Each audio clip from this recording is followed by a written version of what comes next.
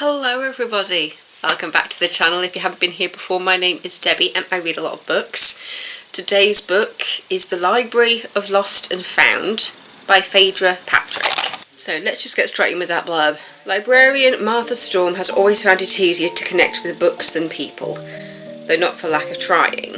She keeps careful lists of how to help others in her superhero-themed notebook, and yet sometimes it feels like she's invisible.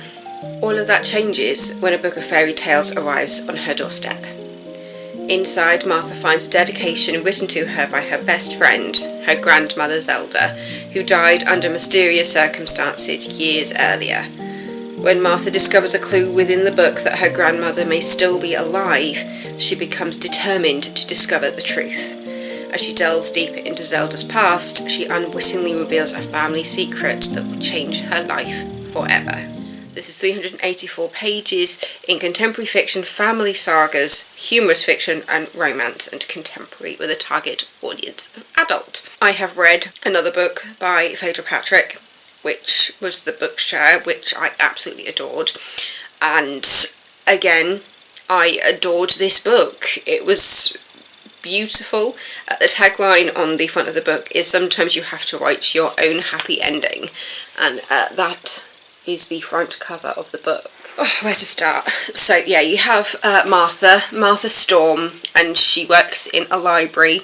She has always been a big lover of books, and as a child she wrote a lot of stories which you find throughout the book kind of reflected what was happening through her childhood at the time. You look at Martha in the present.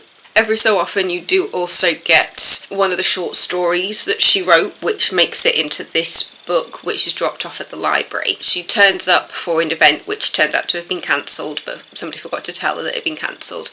And when she turns up to the library for this event, she realises that this book has been left outside the library, and she just sees a figure running off, so she doesn't actually know who's left it. She does figure it out though. And she finds this book of fairy tales. And she realises that the author is quite possibly her grandmother, based on the name and initials on the book. And the dedication inside implies that her grandmother didn't die on the day that her parents told her that she did. And so throughout the book you're looking at this journey of Martha in her 40s, coming to terms with her childhood, understanding the things that she went through, and trying to figure out the mystery of how this book came to be in her life, and trying to understand this inscription on the inside, which makes it seem like her grandmother didn't die and might quite possibly still be alive.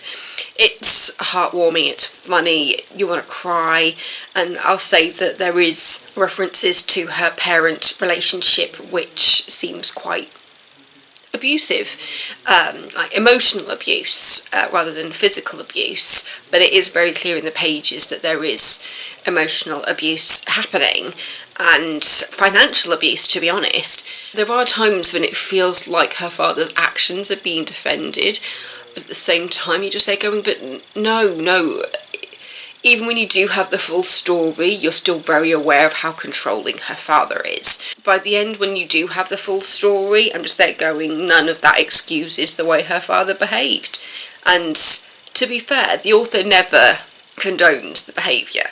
You don't see anything in the text kind of defending her father's actions. It just gives a bit of context, because you realise that within the family not all is as it seems. And I'll admit, I figured out one of the twists quite early on. It was one of those things where I just feel like the reader is ahead of the main character, because you're given hints. And so there is one of the twists that I think the majority of people could see coming. And then there's another twist which I definitely did not see coming. So you've got that nice element of surprise in there with the fact that there is a point when you're ahead of the main character, Martha, but then you do also have the other twist there to keep you on your toes as well. So yeah, but a lot of it comes back to the question mark over her father's behaviour from when she was a child, how her mother was treated by her father, and how both Martha and her sister Lillian were treated differently by their parents. It is such a heartwarming story, and this was a page turn. It did not take me long to read this at all.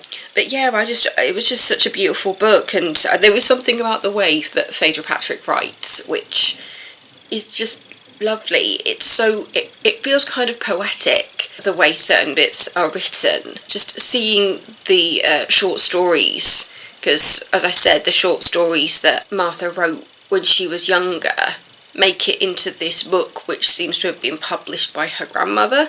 And so you're trying to understand like how this book came to be, and just seeing the short stories, and then because that's run parallel to the stories of Martha's childhood, and you do just see the parallels because you're just seeing the similarities, and because you're getting the stories from the childhood, and then you're looking at the stories that Martha wrote when she was going through everything, and you're just like, you can just see how they mirror each other, and you can see that it was Martha as a child trying to understand what was happening, and the writing was her outlet for what was happening in her childhood home. And then in the present, you're seeing her in her early 40s. I think she's around 42, 43.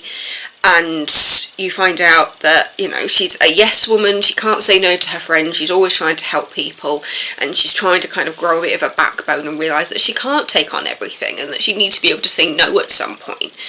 And also dealing with the fact that she gave up a relationship to look after her parents, and now her parents are no longer here, and she feels like she gave up her life for her parents, when it feels like nobody will do that for her. Nobody will give up their life for her.